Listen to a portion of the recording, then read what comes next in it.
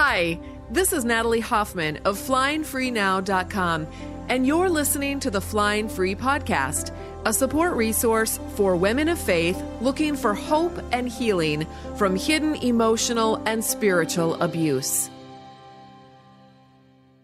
Welcome to episode 282 of the Flying Free Podcast. On April 15th of this past year, I invited everyone on my mailing list to a free Q&A on Zoom where they could ask me anything related to emotional and spiritual abuse in a private setting. I do this about every 6 months or so. So if you're not on my mailing list and you'd like to be, just head over to flyingfreenow.com and sign up.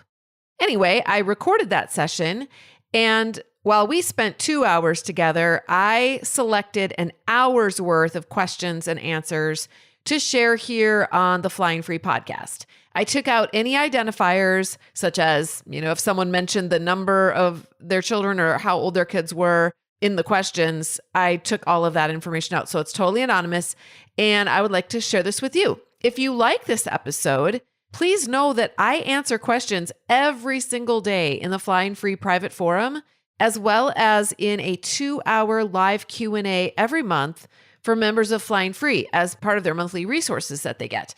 So if you'd like access to me, along with 5 other coaches and hundreds of women going through similar situations, consider joining us. You can learn more about Flying Free by going to joinflyingfree.com.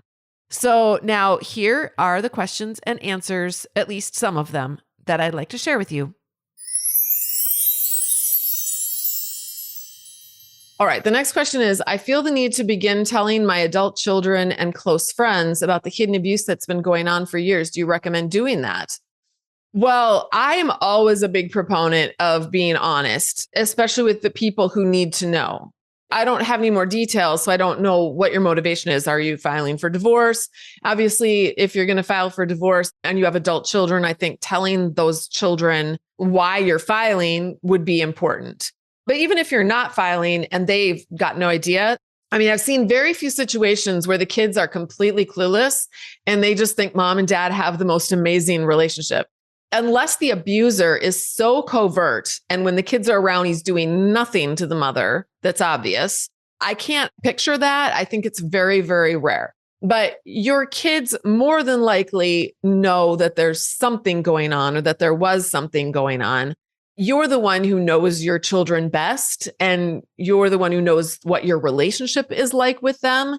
And so if you feel like you want to tell them and that they need to know that, my kids all know for sure. Well, my kids saw it though. So my kids saw things that were going on. Plus they experienced what my husband was doing to me. He was also doing to them. So once I knew what the words were for it, I used those words. And I would say, when your dad does this, this is the tactic that's being used. And that doesn't mean that they bought into it necessarily, because I don't think kids, especially teenagers, as humans, we want to deny what's happening.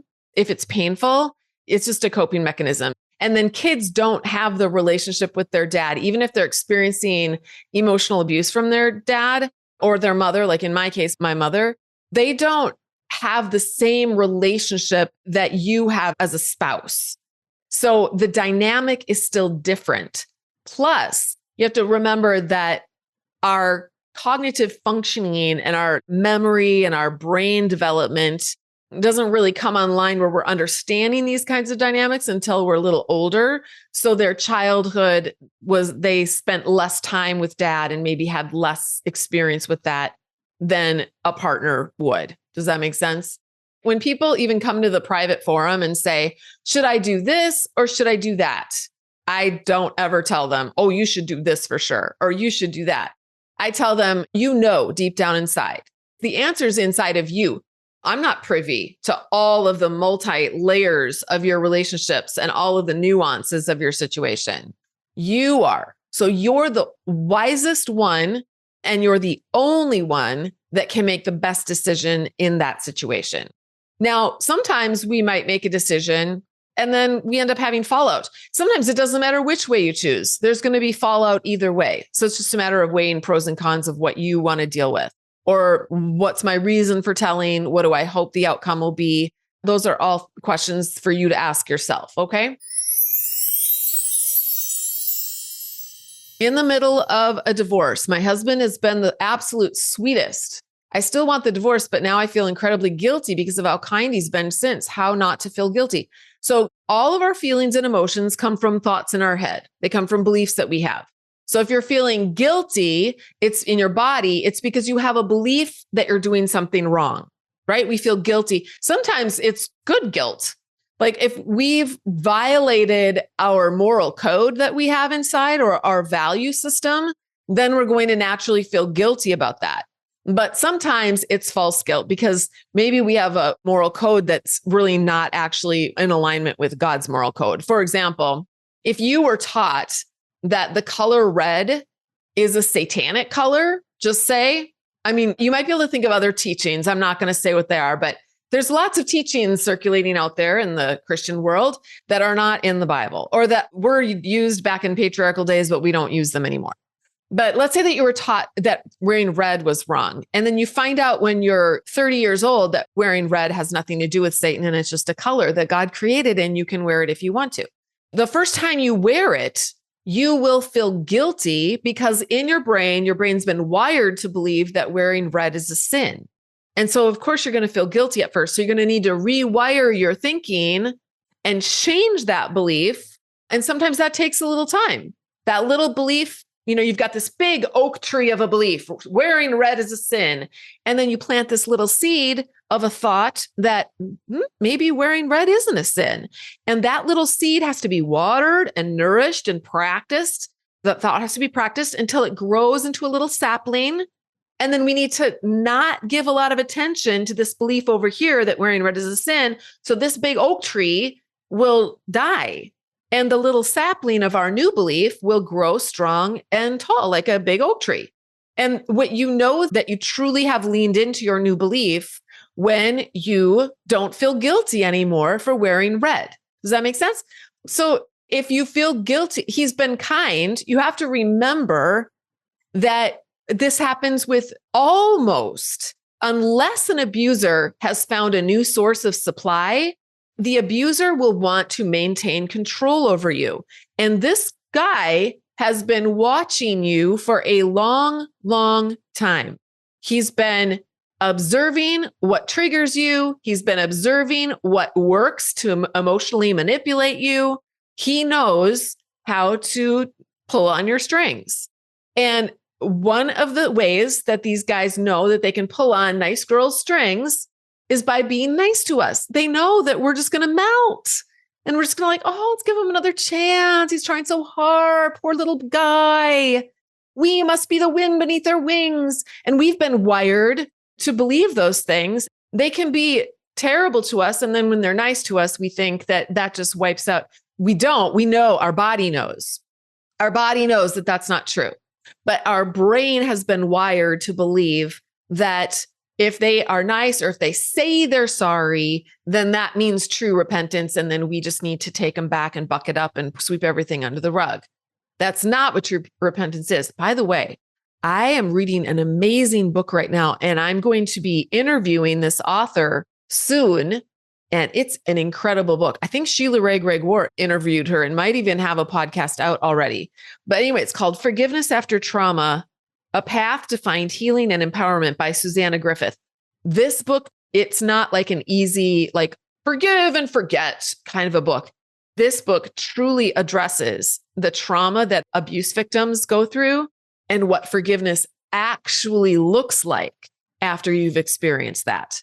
So I've seriously here's where you can see where I'm at in the book. And I've got all these earmarked things and tons of things underlined. It's such a good book. So he's being nice.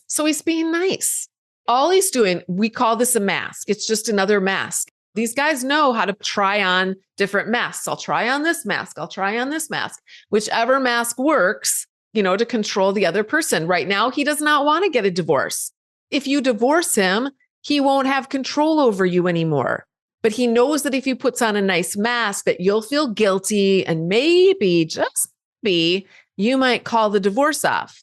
Believe it or not, this little tactic works on a lot of people. And a lot of people have come into the forum and said, yeah, I filed for divorce and I called it off because he seemed like he was changing. But as soon as we got back together and started living together again, it was back to same old, same old. So just consider that you can do it. You can do it. But remember, you got to the point where you were done enough to file for divorce. And that is a huge step. You've got this far. Why not keep going? If he's really, truly has changed, then he will love you and support you and be interested in giving you an amazing divorce. And then even after that, being willing to, I don't know if you have kids together, but he'll be an amazing father and he'll be a wonderful co-parent. And who knows, maybe several years down the road, as you see consistent changed behavior, it'll go great. One way you can always tell if someone is really changed is you do a boundary. You say no to them. You give them feedback, give them some negative feedback and see what happens. If they're just like, oh, I'm so sorry. You're right. That was really wrong. Or I totally respect your no or whatever. Then maybe there's some changes happening there, but it could also be another mask. If they're just trying to lure you in, then they'll do whatever it takes to do that. All right. My husband complains that I'm not very affectionate with him. I was wondering if the previous emotional abuse I suffered by my husband has caused me to be this way. I love him and we've worked on our relationship a lot. He used to hit me and mentally abuse me. He discovered God and started reading the Bible and boom, the abuse stopped. Well, I can't ask you more about this, but I'd like to know when that happened, how long ago that happened, as far as him suddenly changing. So if you've been physically and psychologically abused by someone, your body stores that. There's a great book called The Body Keeps the Score by Bessel van something or other. Anyway, your body stores that trauma in it and it recognizes, whoops, this guy is dangerous. This person is not safe. So you can't just make your body stop knowing what it knows based on several experiences or maybe even years, possibly even decades of experience with this dangerous thing or person. Okay. So the fact that your body is unable to be affectionate with him, that is actually just a normal, natural reaction to abuse. And if he's complaining about that, that is an indicator that he has a sense of entitlement. He's minimizing the impact of his abuse on you. And that's not love at all. What he's doing is just saying, I want what I want when I want it. And you need to be affectionate to me. And you should forgive and forget and move on. Well, that's not how it works. That's like lighting someone on fire with gasoline and a flame, and then putting that person in the ICU and then going in there and he's saying, come on, why can't you get up and have sex with me? Come on, let's go, let's go. And not acknowledging that he's the one that put you in that ICU in the first place. And now you've got a body full of burns and scars all over, and you just aren't going to be able to get up and go anymore with him. So the fact that he's complaining, he hasn't changed. He's just changed tactics. That's all. Okay. I know my marriage is over and I know what I will say, but why am I afraid to tell him I am done? I'm hesitating and I need courage and boldness. How can I get out of my fear for a conversation? So remember when we talked about all of our feelings in our body come from beliefs in our mind. So if we're feeling fear in our body, it's because there's something that we believe in our mind. It may be true, maybe not true, but whatever it is, it's real in our mind that we believe it, that is causing us to have that fear. There's lots of reasons why women are afraid to tell their partner that they're done. Some of them are afraid of physical repercussions. Maybe he will hit you or scream at you. Maybe he will not hit you, but maybe he will yell at you. Maybe he'll put a hole in the wall. Maybe he will rage for several days. Maybe he will give you the silent treatment. That's very painful also. Maybe he will pull all of the money out of your checking account and you won't have any money. Maybe he will start hiding assets. Maybe he will start telling people at church that you're the problem and you're abusive. Maybe he will start telling your children that you're a terrible mother and start building a case and start alienating them from you. Those are all very real fears. And so I think just acknowledging and going, yeah, the reason that I'm afraid is because there are some of these things, these ramifications to telling my husband that I'm done. How could you get out of your fear? I think when we focus on the long term, then we are willing to go through the big blow up. Okay. So on my blog, I talk about the 10 steps out of the pit.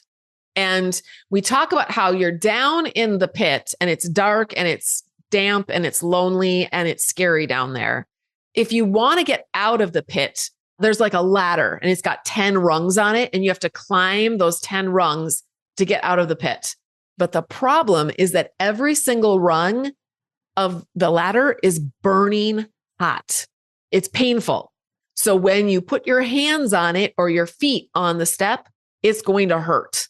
And the only way that you can get out is if being down in the pit becomes so painful and so dark and so horrible that the horribleness of being there becomes greater than the horribleness of climbing those rungs and getting up and out. That's when you know that you're ready. So you want to redirect your fears. Another way of putting it, there's a book called The Tools. And one of the tools, I think it's by Phil Stutz. One of the tools is you see this thing in front of you that's scary and you have to conquer it.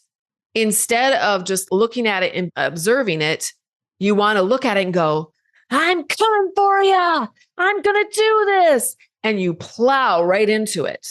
And you can do that if you're ready. Like, I'm going to do this. It doesn't matter how painful it is. It doesn't matter how hard it is. I know that I need to beat this thing and I'm going to do it. I'm going to plow right into it. Also, another shameless plug for Flying Free, but this is a perfect place to put it. If you become part of Flying Free, you get to be in a private forum with all of these women. A lot of these women are going through what you're going through, and some of them are wanting to get out. They come in and they will get rah, rah, rah from the rest of us. All right. They'll say, pray for me. I'm going to have a conversation with my husband tonight, and we will pray for them.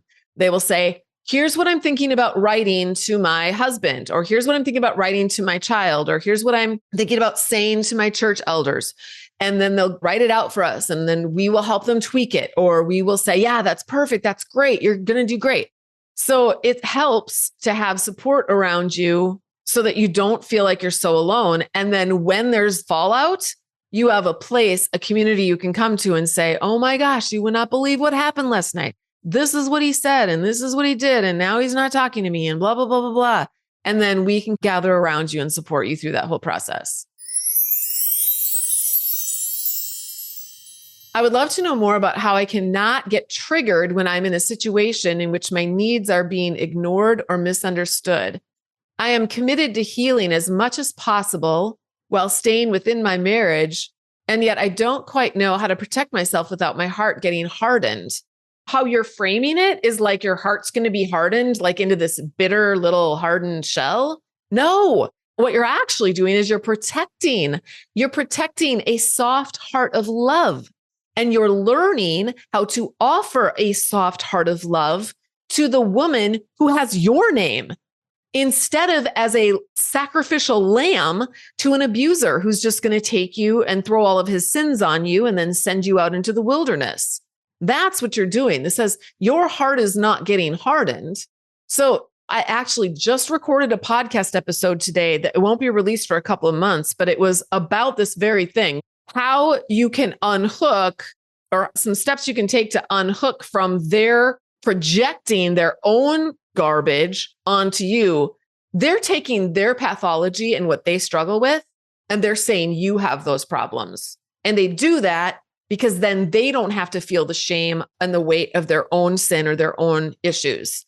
They just put it on you. And then what happens though, is that me, and when I was in that situation, we react and we're like, well, that's not who I am. And I didn't do that. And I can prove it to you. And we try to explain and we try to show them. And then I gave the example in the podcast episode, which you'll hear in a couple of months, of like, let's say that he comes home and says, the house is a mess. I can't believe you didn't even clean the house. And maybe you were at work too, or maybe you had a sick kid, or maybe you had just cleaned the house 3 days ago and you had other priorities today. So what he's doing is, instead of him taking responsibility for your partner, in helping out around the house, He's projecting his apathy and laziness onto you and making it all about you. And if you accept it, if you go, yeah, I give you credibility. When you say those things about me, you're credible and I should buy into what you say. That's when we start defending ourselves. But if, let's say that a 6-year-old came up to you and said, you're just a stupid face, we wouldn't go, oh no, is my face stupid? No, we wouldn't do that because we don't give any credibility to the 6-year-old who says something stupid like that, right? So these guys are just, they're like a 6-year-old in an adult man's body, and he's projecting his crap onto you that you don't have to give him credibility. So let's say that if you didn't give him any credibility and he was saying these things to you, you'd just be sitting there going, huh. And then you could do what Tina Swithin, she's the author of One Mom's Battle, you could say, well, your opinion is noted. But you know that that's just him. All of that crap, that's about him and his problems. It's not about you. So the house isn't clean. Who cares? You had other things going on. If he wants the house to be clean, once you can see this, then you'd be like, oh, if he wants the house to be clean, then he can clean it. But I'm not cleaning it today. And then you can say that, well, your opinion is noted. It sounds like you really want a clean house. So here's a mop. Here's the vacuum cleaner. Have at it, my friend. Do you see this? It doesn't have to be about you when it's actually about him. That is exactly the work that we do inside of Flying Free, is unhooking from their universe and what they say. And this is what sets you free.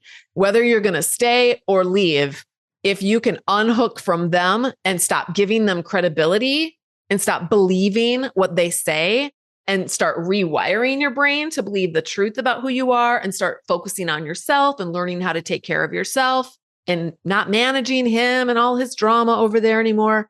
This is all about boundaries as well. That's when you can start healing. Now, granted, when you're still in an abusive environment and they don't like boundaries, so they're going to get mad, they're going to keep picking on you, it is very, very difficult to do some complete healing, but you can at least get started with separating yourself, at least in your brain. Maybe on the outside, you'll still need to do some placating and fawning just to keep the peace, and especially if you have kids. But if you can set yourself free in your brain, so you know, okay, I'm going to clean, but I'm not doing it because I have to feel guilty about him telling me that I'm not a good cleaner. I'm doing it because I want to do it. I want a clean house, or because I'm doing it for my kids, or I'm doing it because for the reason of managing him for my own safety. All right. But do you see the difference between trying to get him to love you and see that you're a really good cleaner and just going, he's never going to do that. He's never going to love me anyways. And I am a fine cleaner when I need to be. And I need to just let his opinions about me go. They can be his opinions. All right, this is a good one. My house and I have been seeing our pastor for some spiritual guidance. He stated that my hope should obviously be in God and not my spouse. My question is, how long should I continue to hope that God will work things out in my marriage? God doesn't do that, you guys. God is not this puppet master going, okay, now I'm going to make her do this, and I'm going to make him do this, and look at the little dance we got going. That's not who God is.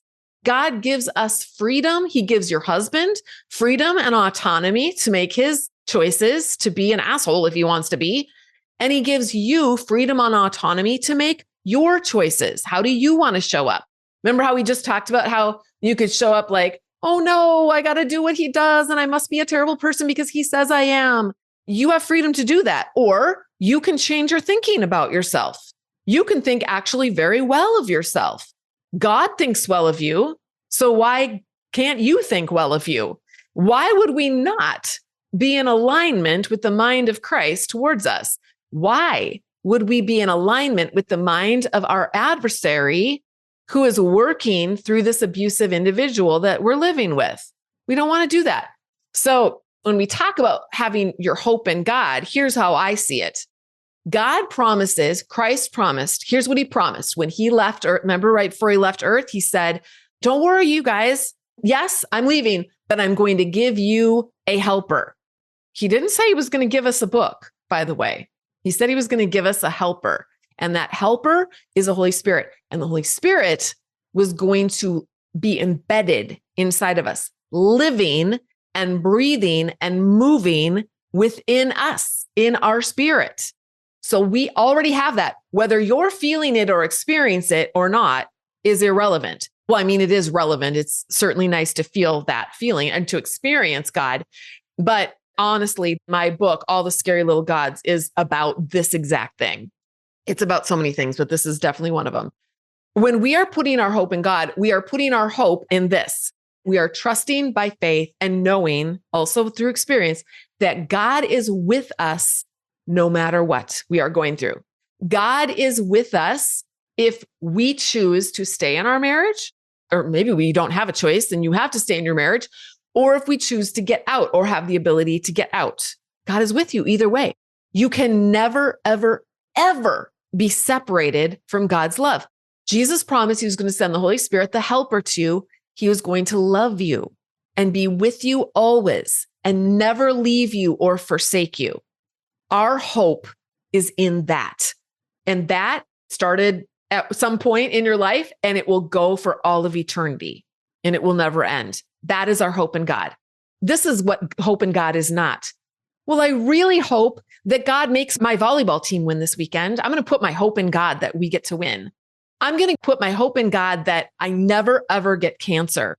I'm going to put my hope in God that I'm really, really rich and get to live in a mansion someday. I'm going to put my hope in God that I marry an amazing guy, also very good looking. I'm going to put my hope in God that my abuser is going to have a miraculous change and turn into a Prince Charming. That is not what we put our hope in God for. So when pastors tell you, give you that kind of prosperity gospel thinking, that's all it is. That is not biblical. That pastor does not have a relationship with God in which he understands how God actually operates in the lives of human beings. And I would not put a whole lot of stock in a pastor who uses cliches like that to try to get a wife to capitulate to her abusive husband. All right, here's one. I'm so hesitant to move forward with separating out of fear of my son's reactions. I believe separation would be very surprising to them because they don't know about all of this. Yes, it would be surprising for them, for sure. And they may not react in the ways that you want them to react. But am I going to allow my fear of how they react? Remember, their reactions, their feelings are due to what they choose to make this mean for their own lives. And that has nothing to do with you. Your life is separate from your children's. I know us mothers, we think that our children are like hooked to us, but they're not. They're separate individuals, especially once they get to be that old. Now we're trying to launch them and get them out there, but we have our own lives that we need to continue to live. You probably still have 40 or 50 years left. What are you going to do with that 40 or 50 years? Are you going to live your life based off of what those 3 kids are thinking and feeling and doing? Or are you going to steward your life before God based on what you believe is best for your life and your future? I try to get women to think of themselves in terms of 2 ways. Number one, they could think of themselves in terms of their childhood, like I did in my book. I'm going to show you a picture of me when I was, I don't know, maybe I'm 7 or 8 years old here. See that? So you can put a picture of yourself up, like I have this up on my computer, and you can go, would I tell that girl, would I say, no, you have to live your whole entire life with an abusive partner, because if you don't, then other people will be uncomfortable. And your job is to make sure that nobody is uncomfortable. And that includes, all of your kids, whatever kids you have. You're not, little Natalie, you're not as important as the kids you're going to have someday and their feelings about things. So if I had decided to live that way and knowing what my oldest son did, I would have probably stayed, or I would have never gotten together with Tom. Tom and I will be married 7 years this year. And it's been the best thing that's ever happened to me and the best thing that's ever happened to my kids. But I would never have experienced that if I had decided that my job was to manage my children's thoughts and feelings. And believe me, even though my oldest one was the only one who cut us off, my other older kids had thoughts and feelings about that were not positive. All right. They didn't take it to the extreme my oldest son did, but they still were very uncomfortable. And of course, that made me uncomfortable. They're my children. What they think about me matters, and it should matter to us. But should we make lifelong decisions based on their level of comfort for our lives? No. And I don't want my children to grow up and do that. I don't want my kids to grow up and live their lives for everybody else and their comfort level. So I need to model what that means. I need to model what it means to be an adult who makes my own decisions for my own life and stands confident in those decisions and says, I love you so much, children. I realize this is very uncomfortable for you. This is not what you were expecting. This wasn't your dream for our family. And this probably goes against everything that I raised you to believe. However, this is the reality of the situation. And this is the decision that I'm making. And you do not have to agree with me. I don't expect any agreement at all, but I do love you. And I hope we can still maintain a relationship. And maybe some of them, maybe one or two of them will decide, no, they don't want to have anything to do with you. I know women whose kids have done that. They just completely cut them off. Again, that is not about you. That is about that child and their emotional and spiritual and emotional intelligence level, emotional development, and where they're at. And maybe they will turn around. I know for my older kids, as they've gotten older and matured, they have grown out of some of that thinking, and they think very differently now than they did 10 years ago when this whole thing went down. After much wrestling, I came to believe my now separated husband was emotionally abusive. Some of the most verbally abusive behavior, swearing, name calling, ended, but without genuine acknowledgement or recognition of the impact of that behavior. Would that still be considered emotional abuse? He has had long-term difficulty with taking responsibility. That is the very definition of emotional abuse, is putting the responsibility for his behavior onto someone else and not taking it onto himself. So when he's not acknowledging or recognizing the impact on you, again, yes, that is emotionally abusive. The very beginning of repentance is basically changing your mind. I think that's what it means in the Greek or the Hebrew or whatever. It literally means to change your mind. So you can't change your mind unless you see what's wrong about what you're thinking.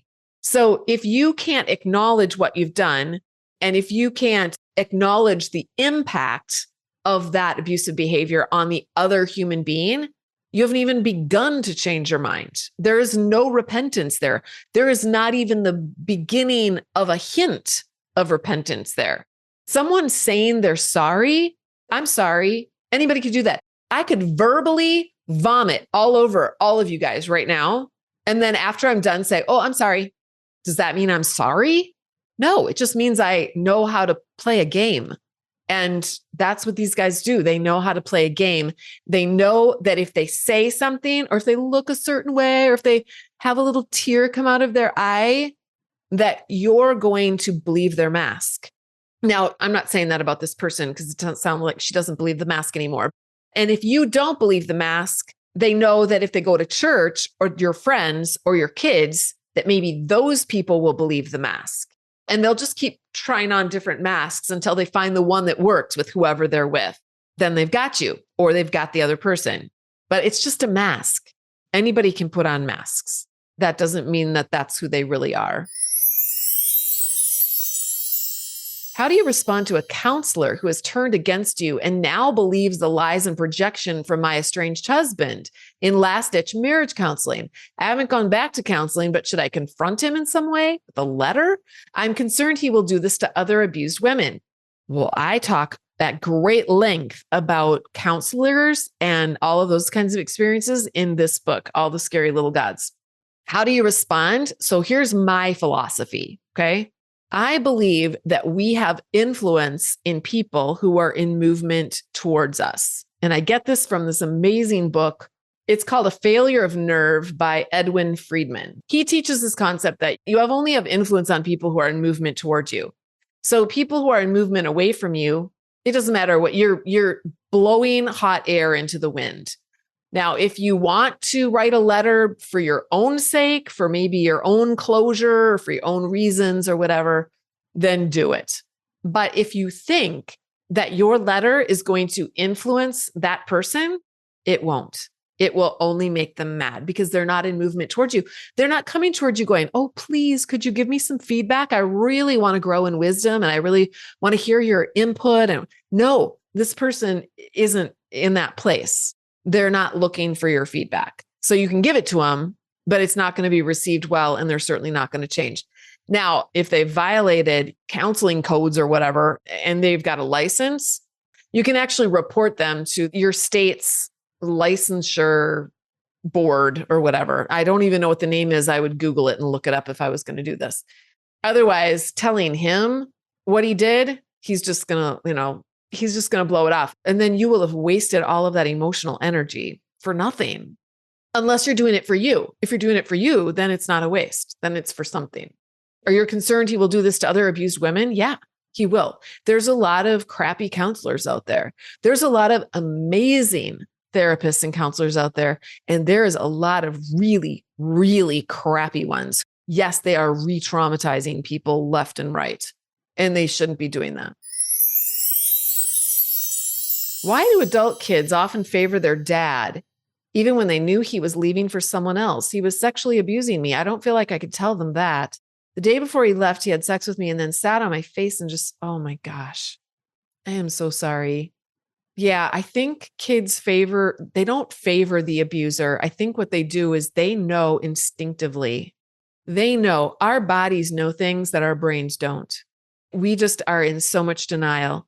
But I think children, no matter how old they are, they can sense who's a safe person and who they need to be careful around. And they desperately need and want the love and approval of both of their parents.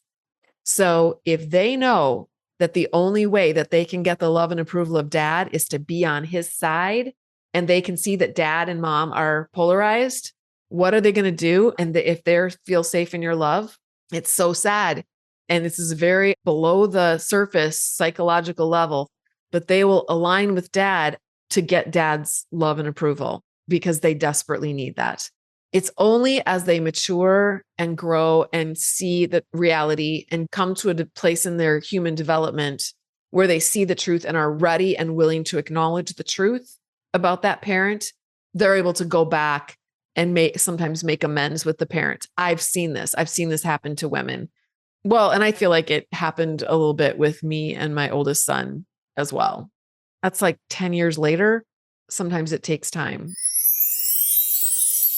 Let's see. How do I handle my soon-to-be ex criticizing my parenting and talking negatively about me to the kids? How do I handle him denying emotional abuse I've experienced? Well, you don't. You're asking, how do I handle this other human being who is outside of my control? We don't. We can't. We have no control over other people. This is one thing I teach in the program too, is how to distinguish between the things that we can control and the circumstances that are out of our control. Because when you let go of all this drama that we can't control, and you turn all of your laser focused attention on what you can control, whoa, baby, that is when things start to shift in your life. We are so focused on controlling these things out here, and we're not paying any attention to what we can control. And that is why we are so stuck in our lives. So your soon-to-be ex is criticizing your parenting. Okay, this kind of goes back to what we were talking about before. That's what he does. He's going to criticize your parenting. Are you going to buy into what he says about your parenting? Or are you going to work on being confident in, this is how I parent, and I like how I parent, and I have reasons for how I parent this way? And of course, he's going to criticize me. I've talked about this even on the podcast, the duck and cat analogy. He's a duck. He's not a cat. He's not going to meow and go, oh, good job. He's a duck. Quack, quack, quack, quack, quack. He's going to track mud in. He's wet. He's cold. He's slippery. He stinks. That's what ducks are. Kittens are cute and cuddly and soft, and they make a quiet little purring sound. They're warm. You thought you went to the pet store. You thought you walked down the aisle and you thought you were getting a cat and you didn't. You ended up getting a duck. Well, you didn't know that till after you said, I do. But now you've got a duck and you have to lean into that reality. So ducks are going to criticize your parenting and there's nothing you can do about that. Quack, quack. We just need to let him quack.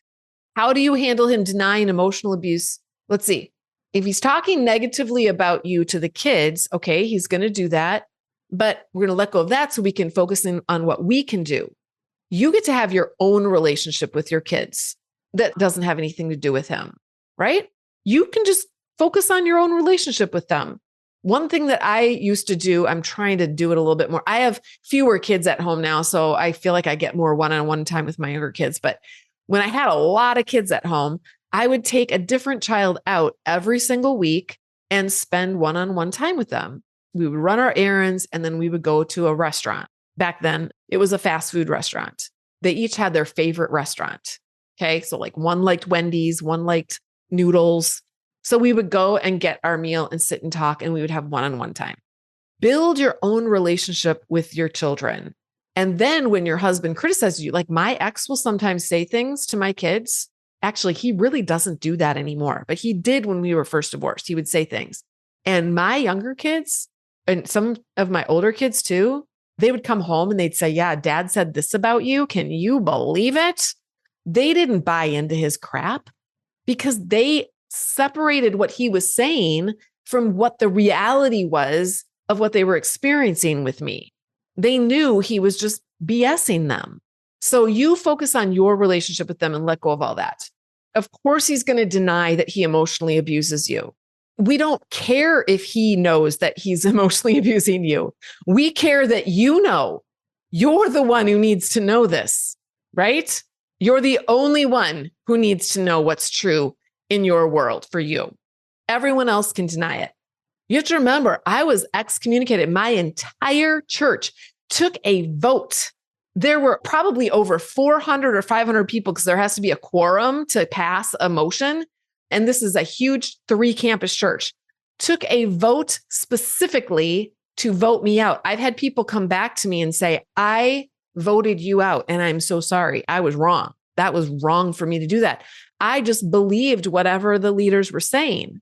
And then I just voted against you. And then I've lost my family of origin. They haven't talked to me for 5 years.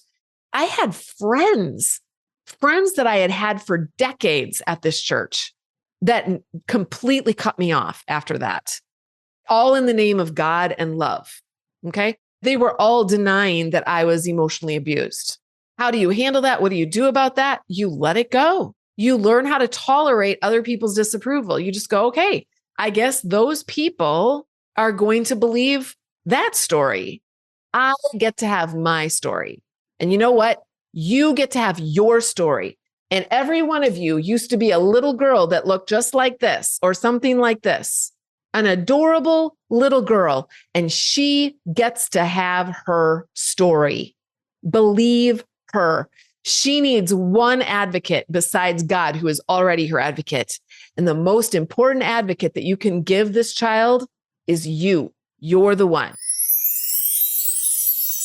She said, okay, it seems like there's a mismatch in between what I hear in more research-based circles versus Christian circles about the hopefulness of reconciliation in cases of spiritual and emotional abuse in marriage.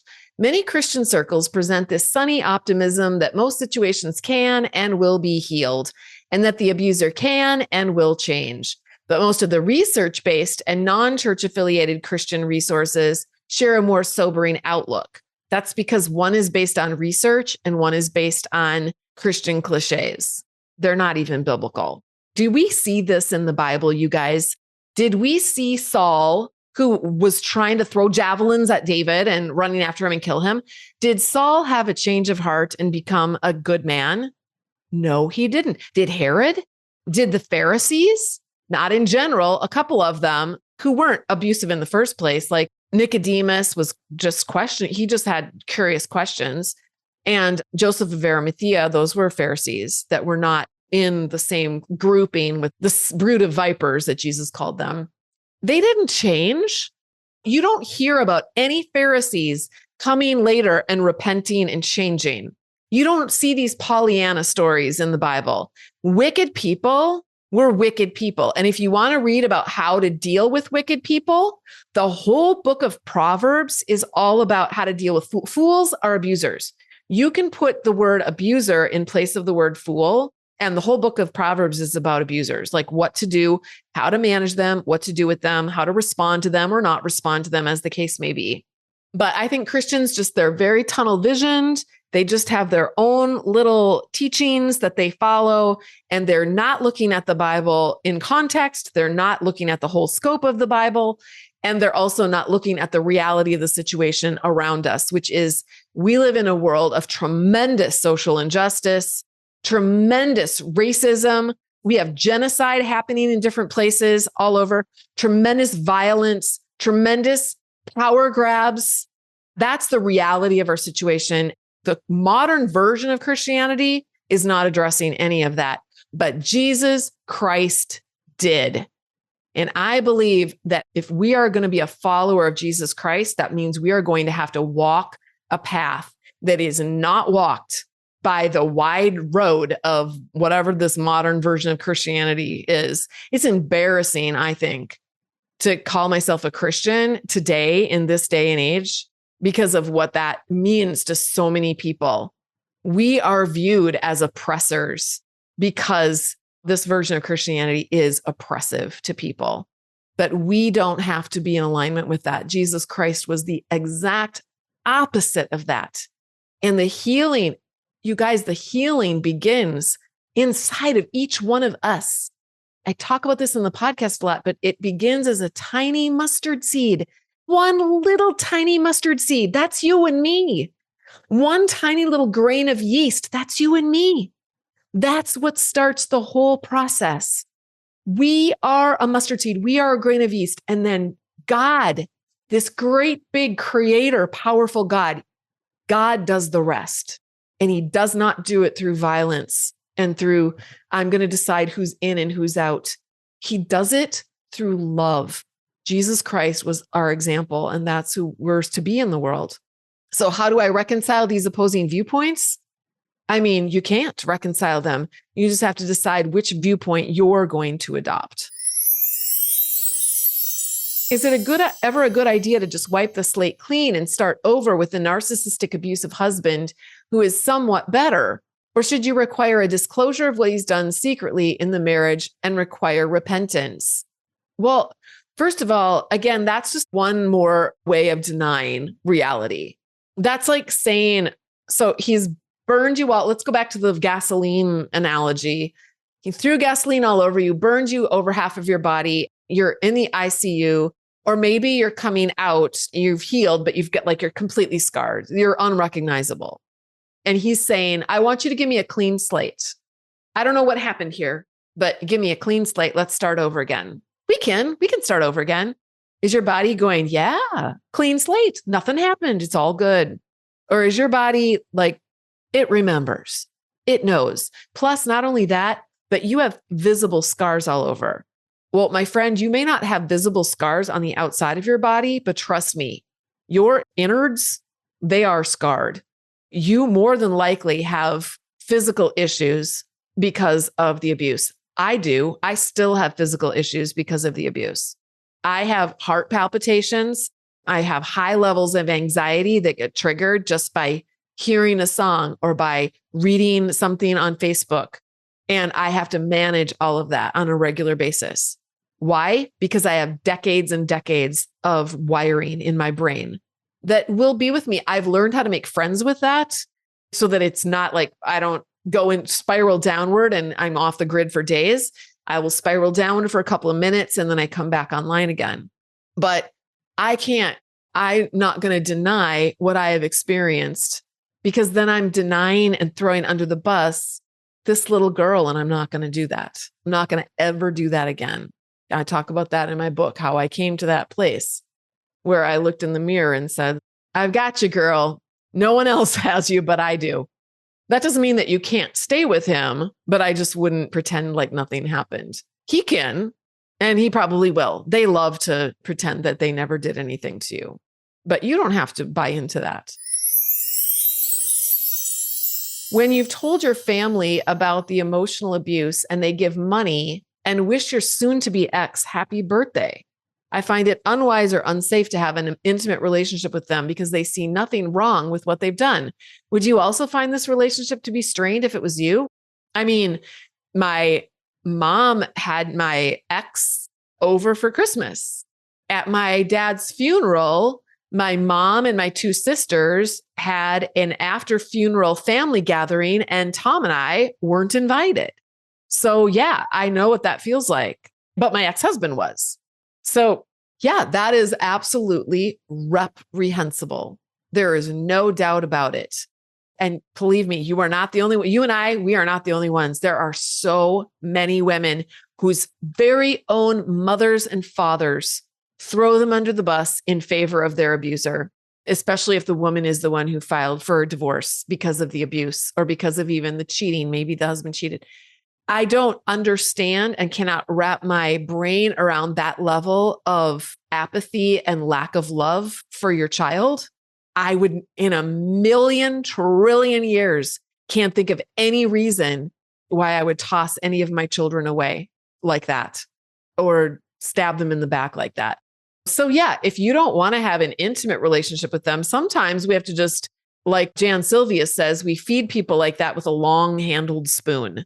So we might go to a Christmas with them, but we don't open up and share our guts with them, right? We don't make ourselves vulnerable with them, but we might go, for the sake of our kids or grandkids or whatever, we might try to have like a civil relationship with them where we just go and maybe it's more transactional. We talk about the weather, or the sports, or the latest something we watched on TV, right?